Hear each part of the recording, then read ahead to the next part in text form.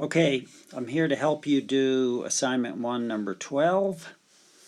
A half circle of charge, a semicircle of charge, total charge Q distributed over the semicircle is acting on a point charge little q. I'll label that later. And it's going to exert a force on it, and we want to find that force. But so all we know is Coulomb's law, which only works for point charges, and this obviously isn't a point charge. So the quick and simple but not so accurate way to do it is just to consider this a point charge. So if you have an extended charge and you want to think of this a point charge, you think of it as if all this charge Q were located at the center of the object and it were small and it were right there. So go ahead and calculate what the force would be on little q by big Q if this semicircle were a point charge with all the charge located here. Do that. Pause the video, do that, and then come back.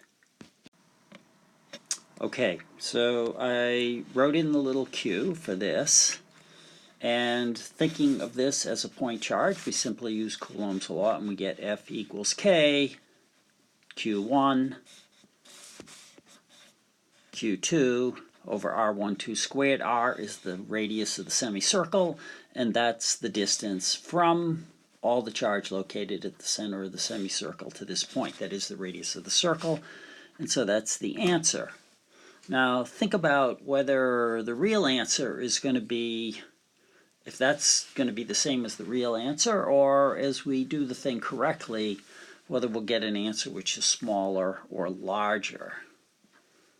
Want to answer that question? Is the real answer going to be smaller or larger than this, and why? Okay, well, I'll answer that later. All right, now I want you to, now we want to take this and artificially make it into point charges, but we'll do that in steps. The first thing we'll do is we'll divide this into 3 equal pieces, which will still not be too small, but let's just try that for a beginning. Divide this into 3 equal pieces. Each piece will be considered a point charge. Each piece will exert a force on this point charge Q. And so redraw the diagram and show the division and show the 3 forces that are acting due to the 3 pieces.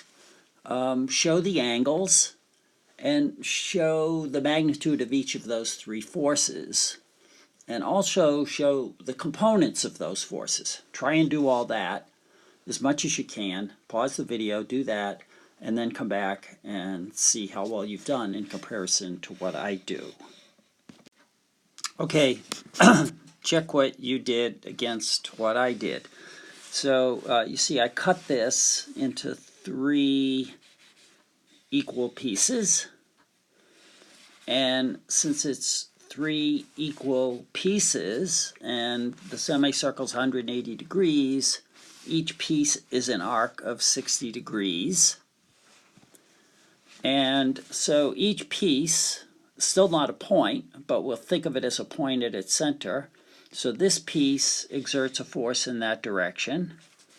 This piece from the center of it exerts a force in that direction, and this piece from the center of it exerts a force on the little charge Q in this direction. Though there are 3 vectors, the distance from the charge to each piece is the same, it's R, and the charge on each piece, 1/3 Q, 1/3 of the total charge, is the same. And so all these 3 vectors should be the same in length.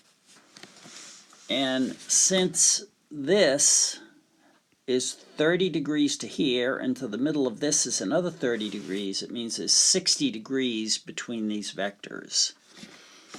And when we go to add them, you can see that the 2 slanted vectors have y components, which will cancel, and x components, which will add. So the answer, the 2 y components are going to cancel, but these 2 x components, which are equal, will add to this. And these x components are going to be a little less than this, and in fact the x component will be the cosine of 60 degrees. And as you see, I've written down the force of this piece on this would be F would be K times Q times this charge, 1/3 Q, over this distance squared, R squared. And it's the same for all three, only it's actually more convenient to put the 1/3 out front and write it this way. So each force is 1/3 KQ over R squared, but they're not all in the same direction, so you can't add them.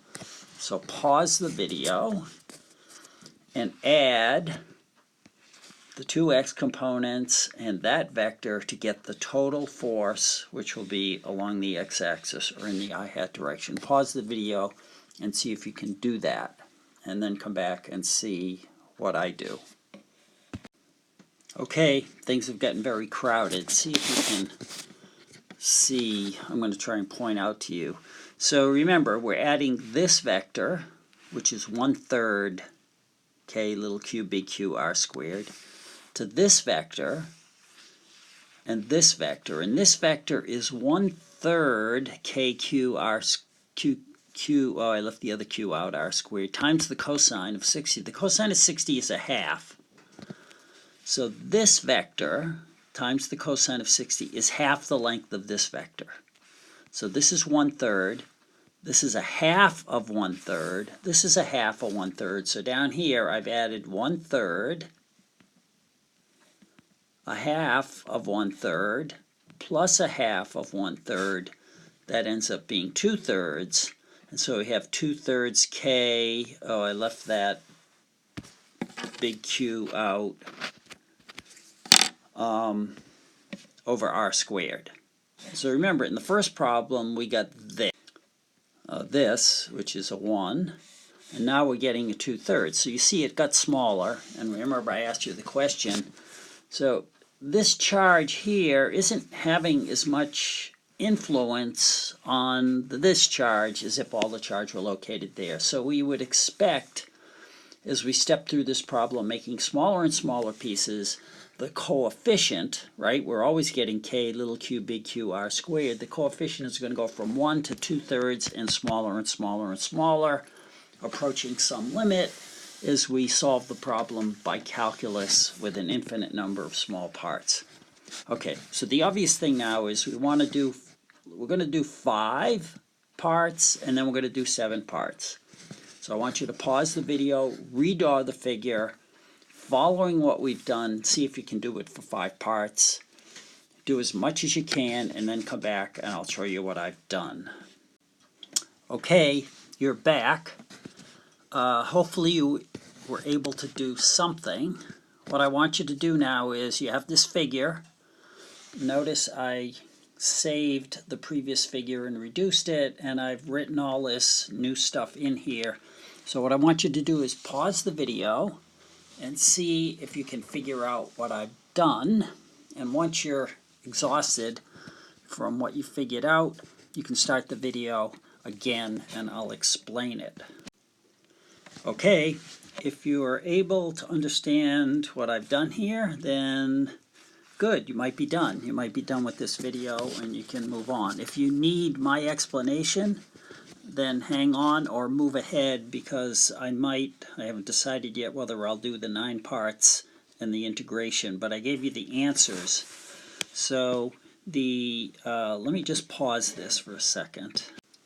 Okay, I'm back. What I've done is, remember, I've summarized the answers. The solution to the first part was K little q big Q over R squared. Oops, I missed that.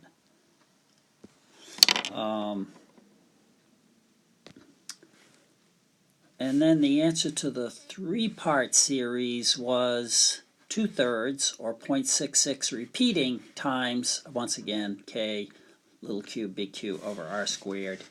And the solution to this one is here, which I showed down here. I'll explain that. And then I probably won't do the others, but the 9 parts results in this, which just follows this formatting. And then the integration which is covered next week in a video on finding the electric field. You can go ahead to that if you want to see the integration. So now I'm going to explain the 5 parts if you need to hear that, and that will be the end of the video. So the total charge on here is Q. I forgot to label this. So each part is Q over 5, or 1/5 Q. So 1/5 Q, 1/5 Q, 1/5 Q, and so we have 5-point charges that have a value of 1/5 Q. And so the force of this part, considered as a point charge on this charge, gives us this vector, and that vector would be 1/5 K little q big Q over R squared. It's not very clear. In other words, it's KQ 1/5 Q over R squared, but I pulled the 1/5 out. So that's that vector. The other vectors are also going to be the same amount. Why? Because each of these pieces has 1/5 Q. This is Q. The distance to each piece is R. And so all 5 of these vectors have this value.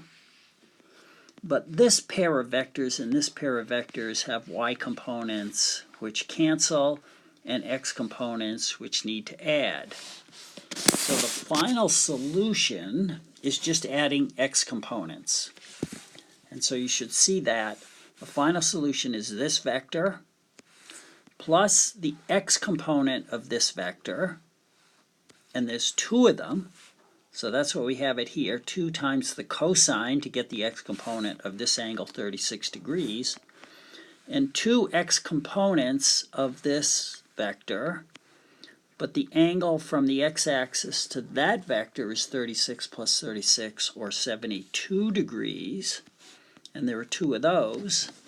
So notice I'm adding 5 vectors, this one, which is represented by the 1, this one, and this one, the x component of these 2, which is 2 cosine 36, and the x components of these 2, which is 2 cosine 72. And of course, all that, each one has to be multiplied by 1/5. I factored out the 1/5, and that gives me this coefficient. Of course, that coefficient is times K little q big Q over R squared. I hope you can follow all that. If you can't, you'll have to go back and rewind it and listen, and if you still can't follow it, you're going to have to ask me or one of your fellow students in class. End.